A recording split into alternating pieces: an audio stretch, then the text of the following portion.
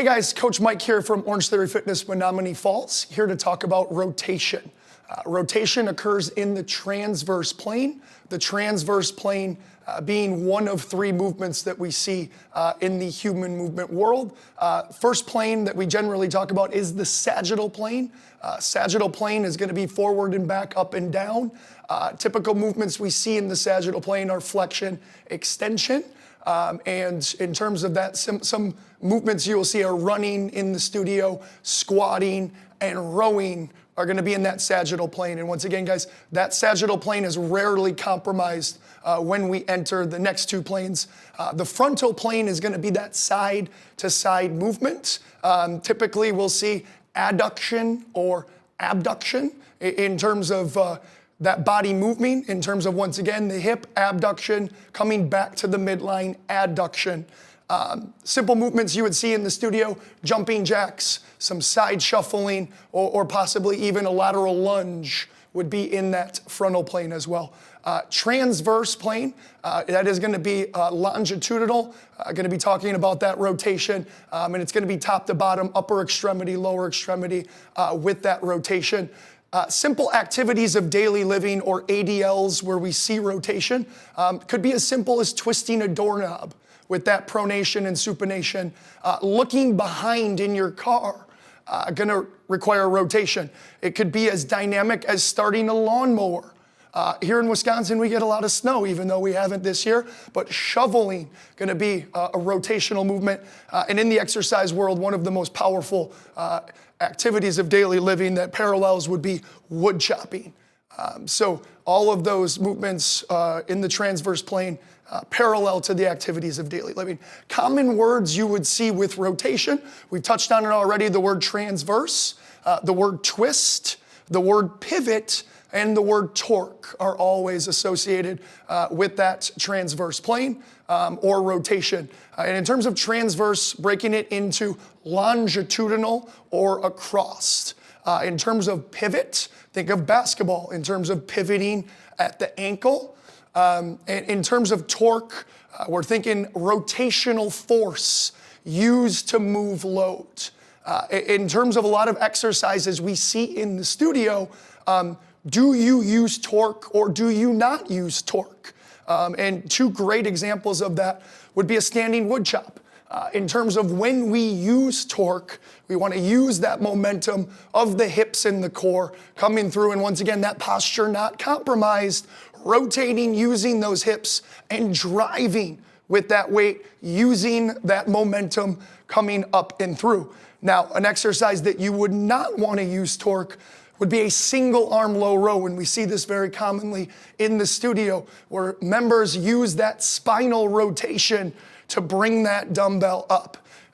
What we're looking for is that anti-rotation or no torque, isolating those inner shoulder blades, that posterior deltoid. And once again, team, notice that sagittal plane stability or posture, right, as we're now looking at that movement.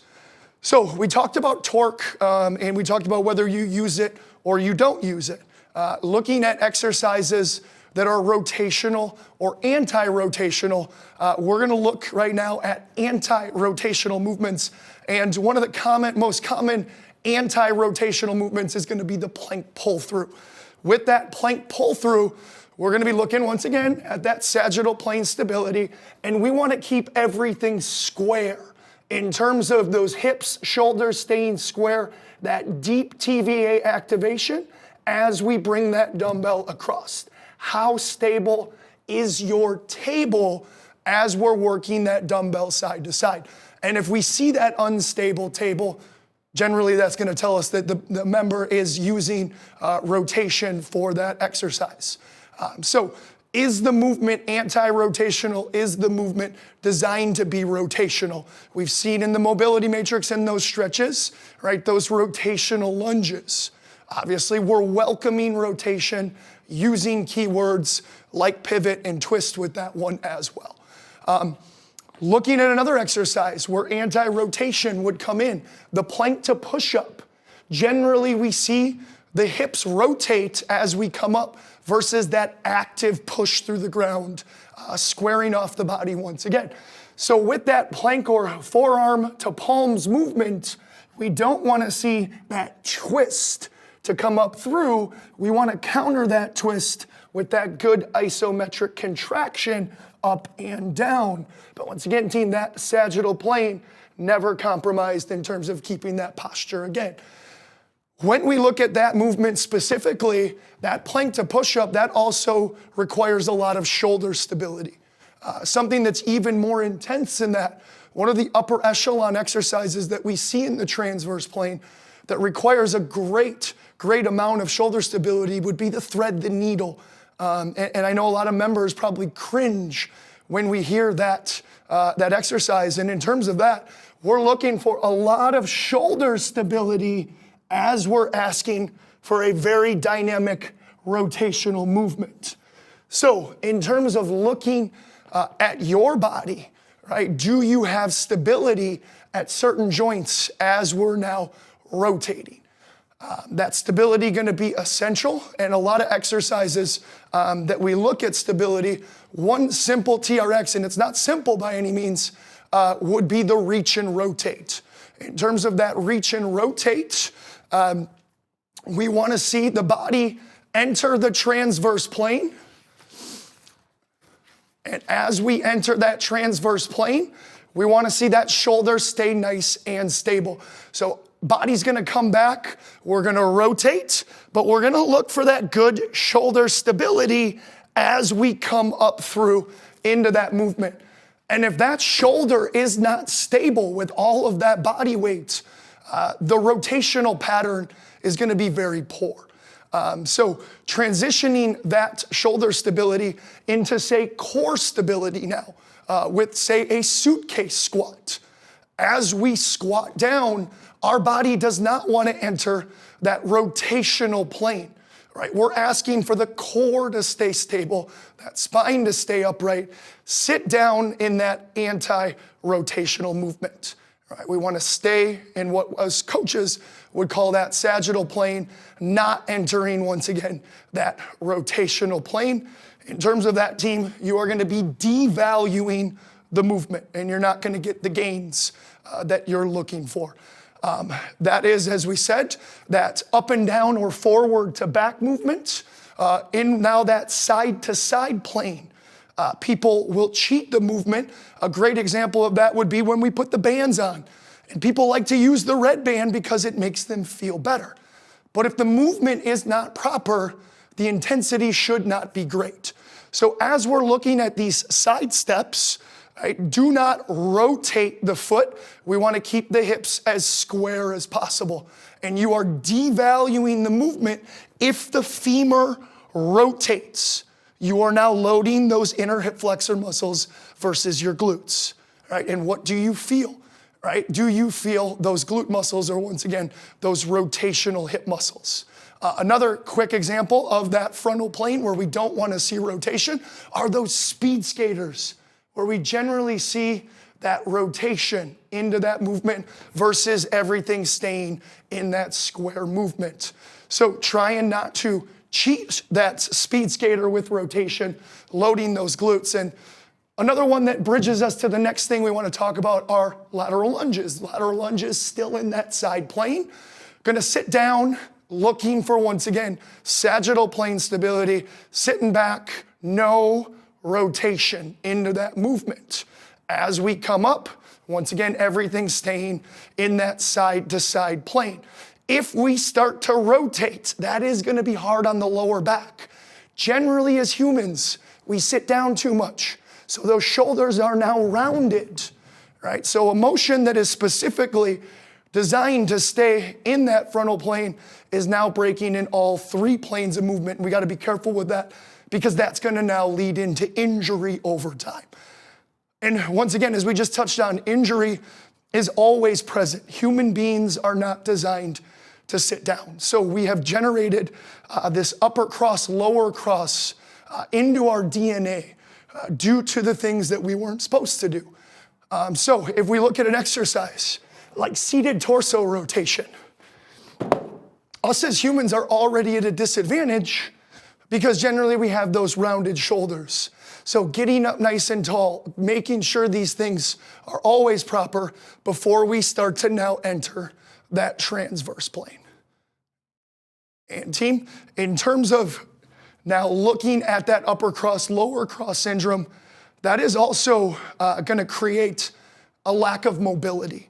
And in terms of that lack of mobility, if you are unable to do something because your body just won't go in that position, right, it is going to be impossible to do some of these exercises. So in terms of mobility, team, if you're not assessing, you're guessing, right? And our coaches are amazing using their orange eye and being able to help you, but there are not assessments being done in terms of the movement screens.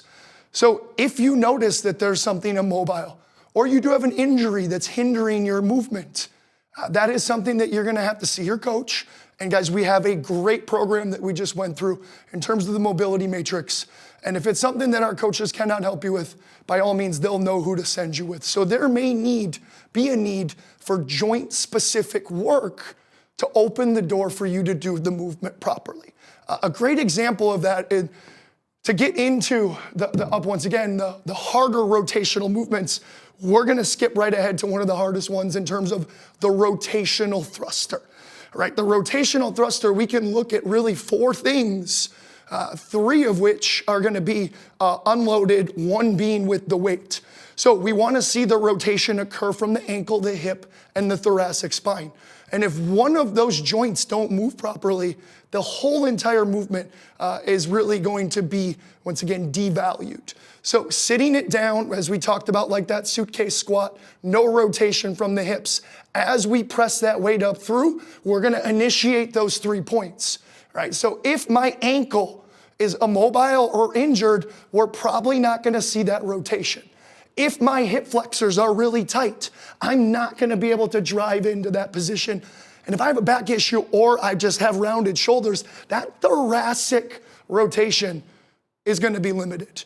Now, the other thing that we're looking at is also shoulder mobility. If your shoulder does not properly work to an upright position, it's almost gonna turn into a glorified incline press, right? Your body's gonna lean back because your arm doesn't come up. And now we're gonna put our back in jeopardy. Or that dumbbell is gonna shoot forward, right? Now we're looking at a shoulder injury. So in short, there may be things in your body that you need to address for the movement to be proper. And team, always remember the 4 ways that we look at progression, right? Looking at stability, mobility. Are there things in your body that need to be stable? Are there things that need to be more mobile? Number 2, gonna be movement, right? Is the movement strong before we put the heavy weight on our body? And number 3 is gonna be load, right? Once the movement becomes strong, right, we put the weight on the body. And once all of those 3 are occurred, we ask you to perform, right? And that's where the movement becomes faster, the weight becomes greater. Okay, guys, in recap, master the movement. Don't multitask if there's one specific thing that we need to focus on. Posture should not be compromised. Sagittal plane stability gonna be extremely important. Injury or a lack of mobility, and if you're not assessing, you're guessing. Make sure that your body is in that proper stage before we start to take it to the next level. Simple cues such as stay tall, that posture relates to that, but also simple things like eyes following the movement, right? Eyes following the movement, gonna give you that proper cervical posture up top, and then ask yourself, torque or no torque, rotation or anti-rotation. Thanks so much, guys, for taking the time to watch this video. Coach Mike here. Have a great day, guys.